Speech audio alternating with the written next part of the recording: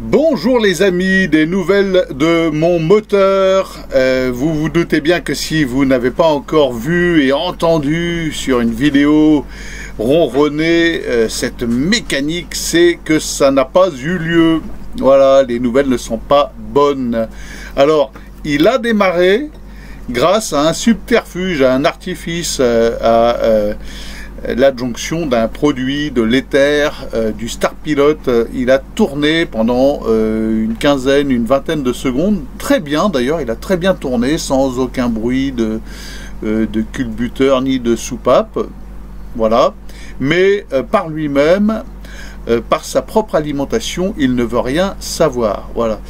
Donc ça fait 3 jours que nous essayons, alors moi seul, moi avec un camarade, ça fait 3 jours que nous sommes sur l'affaire à essayer de faire démarrer cet engin, et non, il ne veut rien savoir. Donc il y a 2 hypothèses, soit il n'a pas ses compressions, alors on pourrait les mesurer, là, mais il semblait avoir un excellent souffle. Bon, on fait ça à l'oreille, hein, en tant qu'amateur mécanicien dieseliste, et il semblait avoir un excellent souffle, de bonne compression, ça semblait aller. En comparaison avec des moteurs identiques, ça a l'air pas mal, mais c'est peut-être pas suffisant. Bon, alors c'est peut-être une des hypothèses, et quoi qu'il en soit, pour s'en assurer, il faudrait déculasser l'engin, partir dans des gros travaux. Au début, je pensais qu'il y avait peut-être de l'humidité sur les soupapes, donc le fait de le faire tourner avec cet additif, le Star Pilot, ça achèverait, ça enlèverait toute cette humidité résiduelle, le fait qu'il n'ait pas tourné pendant des années et des années, donc depuis 2017. Bon, il n'en a rien été, le moteur, après avoir commencé à démarrer au Star Pilot, n'a pas poursuivi sur sa lancée. C'est peut-être aussi un problème de pompe à injection. Alors la pompe à injection sur cette machine, ce n'est pas une pompe qui se retire grâce à des écrous, qui se dépose et qui va se faire recalibrer, réviser, etc. sur un banc qui sert à réviser les pompes à injection particulières. Là, la pompe, elle est intégrée au moteur. Ça suppose de démonter l'intégralité de la face avant, et elle n'est pas retirable. Elle n'est pas, c'est pas une pompe qu'on peut enlever et transporter. Pour faire réviser la pompe, il faut sortir le moteur de toute façon et l'emmener sur un banc de réglage pourvu de machines particulières à ce moteur. Autant dire que c'est introuvable, parce que c'est des moteurs qui datent des années 80, et les machines servant à régler ces moteurs se font rares, et ça coûterait de toute façon le prix d'un moteur d'occasion. Alors, puisque je parle de moteur d'occasion, rien n'est perdu, car ces moteurs étant rares, on n'en trouve pas souvent, mais il y en a un à 3 km d'ici, posé sur un berre qui m'attend, qui est en parfait état de fonctionnement, révisé, remonté, prêt à tourner. Le même. Donc ça s'appelle un échange standard. Il suffit de déposer celui-ci et de mettre à la place le même.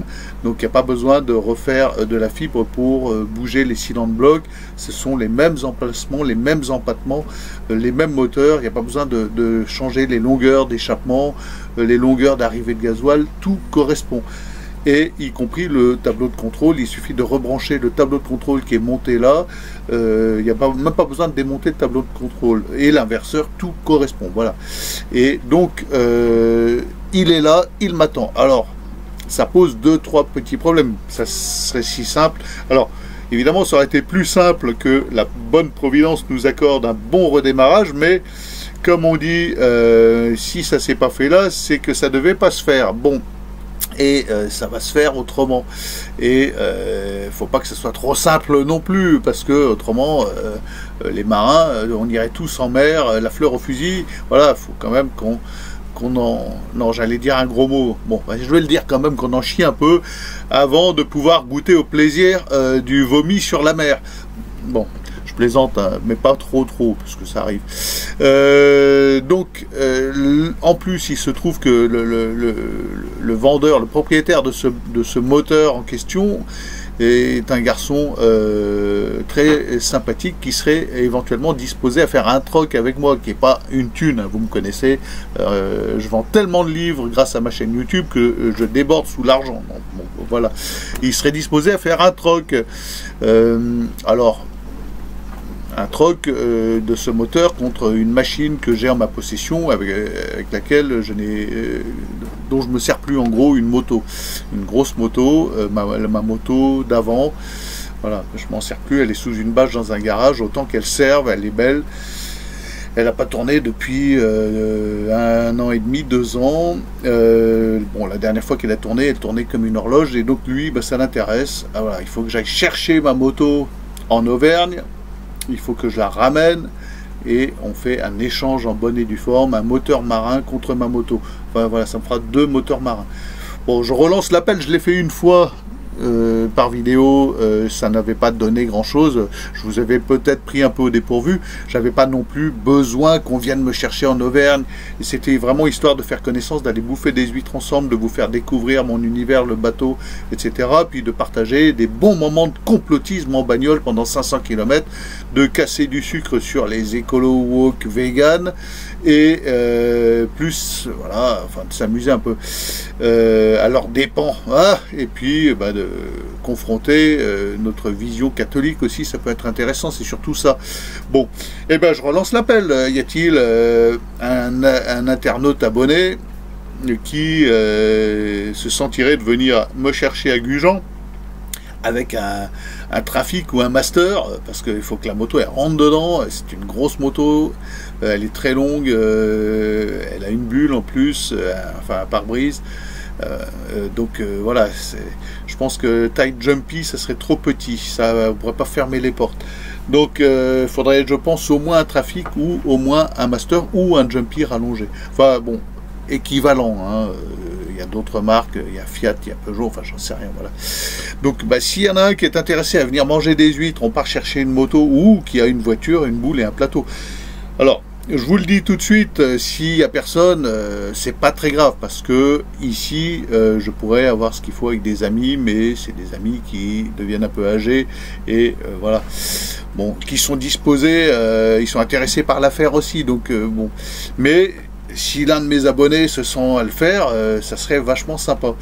Et donc on va chercher la moto, on mange des huîtres ici, on va chercher la moto, on mange du saucisson là-bas et du fromage et du Saint-Nectaire, on revient avec la moto et puis le chien, tant qu'à faire, soyons dingues, et on remange des huîtres ici, et puis on dépose le moteur qui est là et on met le moteur neuf entre guillemets, hein, c'est un vieux moteur mais refait à la place, la belle aventure. Alors si quelqu'un est tenté par ce genre d'aventure, c'est toujours comme ça, hein, c'est l'aventure de toute façon, soyons dingues. Alors à propos d'aventure, voilà, je voudrais revenir un moment sur cette histoire de sous-marin Titan qui est allé imploser pardon, en plongeant sur l'épave du Titanic.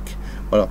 Il semblerait que le sous-marin n'ait pas achevé sa descente, qu'il est explosé en cours de route, implosé, excusez-moi de la terminologie, je ne suis pas sous-marinier, hein, moi j'aime bien être en surface, la plongée sous-marine, c'est pas mon truc, j'y vais quand il faut aller chercher une ancre, j'y vais quand je suis skipper et que j'ai des passagers qui y vont et que ça m'est arrivé d'aller faire des plongées magnifiques, mais je suis pas très fan, voilà, c'est pas trop mon truc.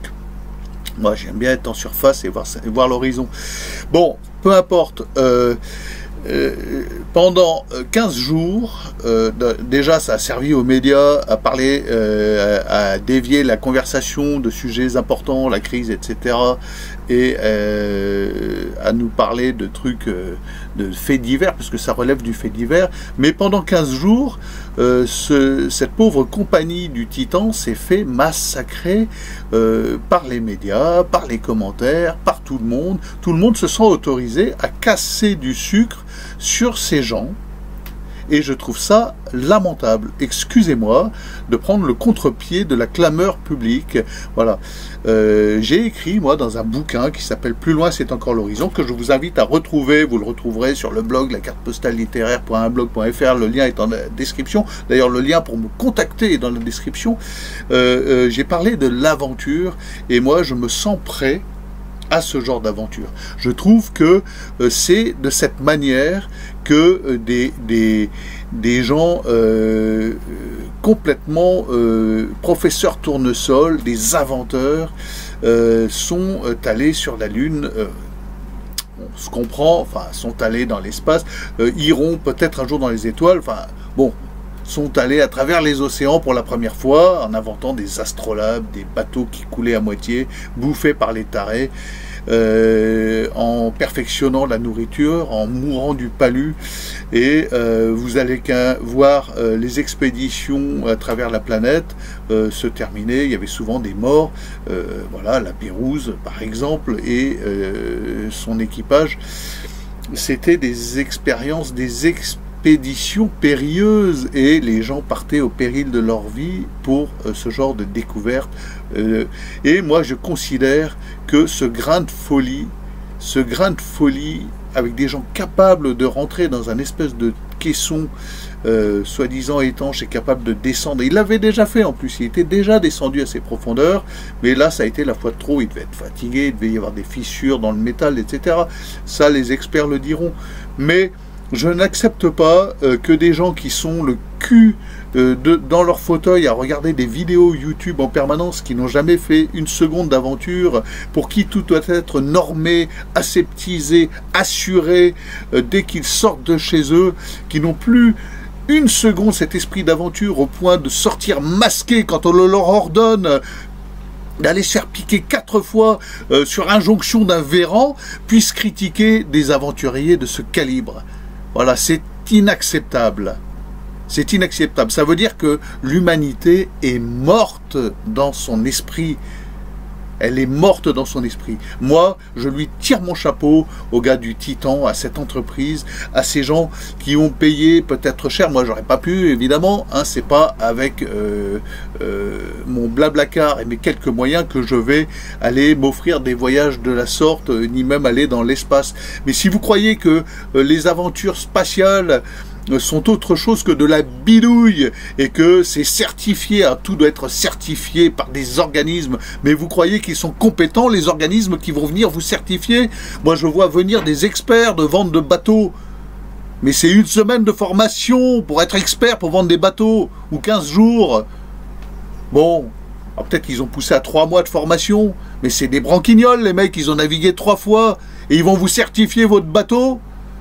On joue à quoi? Bon, alors ça suffit, les critiques à l'encontre de ces aventuriers. Ils sont morts. Ben oui, ils sont morts. Ils ont fait quelque chose de dangereux. Aller à 4000 mètres de profondeur, c'est sûrement plus dangereux que d'aller sur Mars avec du matériel expérimental que personne n'est en mesure de certifier. Et construire ça dans son jardin avec du matériel de briques et de broc, et d'avoir le courage d'y aller soi-même en emmenant des gens à perte, parce que les gens qui payaient les sommes qu'ils ont payées, c'était à perte. Ça renflouait pas les caisses de l'entreprise, c'était de la passion pure.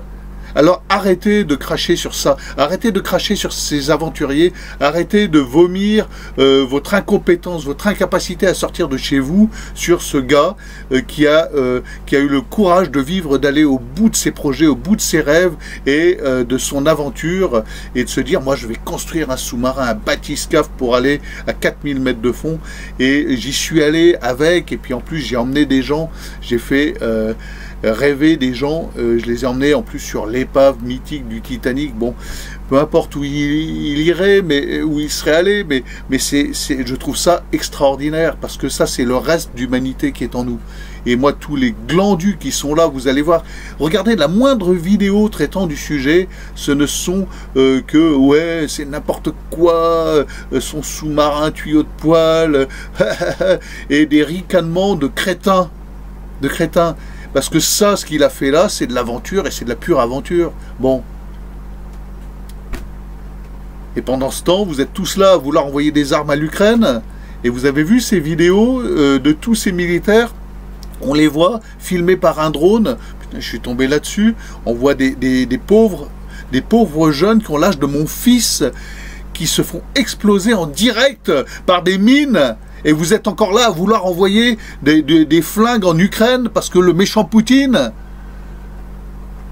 Et vous critiquez ce gars qui nous fait rêver avec un sous-marin bricolé dans son jardin. Et moi, je trouve ça extraordinaire, son sous-marin bricolé dans son jardin. Oh, j'aurais peut-être pas eu... moi, ça me fout les chocottes dès que ça devient noir dans les abysses. Je serais peut-être pas allé à 4000 mètres, mais il m'aurait emmené visiter les fonds à 100 mètres. Ah ouais, là, j'étais fan. J'y montais dans son truc. Non, mais les mecs, franchement, mais vous en êtes là, vous avez perdu tout sens, tout esprit d'aventure, toute forme de poésie, toute forme de rêve. Vous êtes dans cette espèce de monde totalement aseptisé. Les rencontres, tout doit être facebookisé, aseptisé, normé. Vous êtes choqués. Moi, le nombre de messages que je reçois sur mes vidéos où j'ai dit un truc et je suis choqué.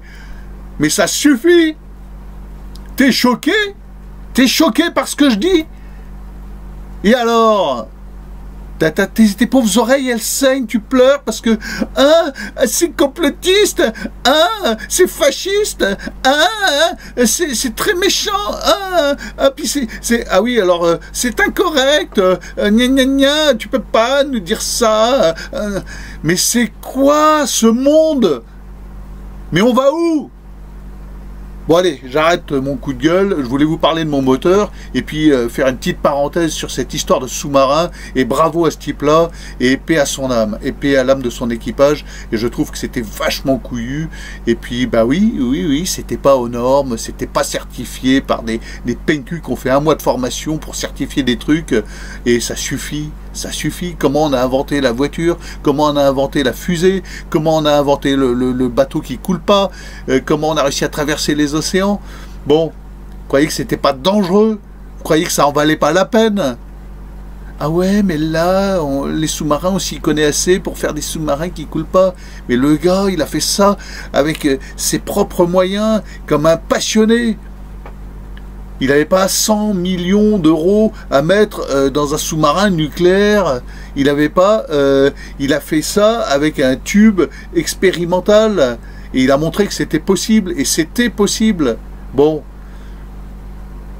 Et il y a encore des gens qui sont capables de penser partir dans l'Atlantique avec un bateau qui n'est pas certifié. Le mien, il ne sera pas assuré. Non, je vous le dis. Il ne sera pas assuré parce que ce ne sera pas possible. Parce qu'il n'y aura pas un PNQ qui a 3 mois de formation qui montera à bord de mon bateau pour prétendre m'expliquer comment doit être un bateau. Ça se fera jamais. Jamais. Bon. Et mes vannes, eh ben, elles viennent de la quincaillerie. Pareil que le bathyscaphe. Alors, je ne vais pas descendre à 4000 mètres de profondeur, je vais rester en surface. Mais, alors, c'est la meilleure qualité, je les ai payés cher. Mais c'est de la vanne de quincaillerie. Bon. Et c'est pas un bateau certifié, hein. Ah non, ça, il sera pas certifié. Alors vous allez me dire, si je coule en mer, ah oui, mais son bateau, il n'était pas certifié, c'était dangereux. C'est pas un bateau de série, c'est un prototype. Mais on est encore capables, nous, les humains, de partir sur les océans, sur des prototypes. Non mais vous êtes sérieux, les mecs, vous êtes sérieux? Bon. Car vous irez voir les histoires de Baluchon, Yann Quenet. Voilà. Vous verrez la trempe d'un mec, la trempe d'un vrai homme. D'un vrai homme. Et puis chapeau à Yann d'ailleurs, à ce sujet-là.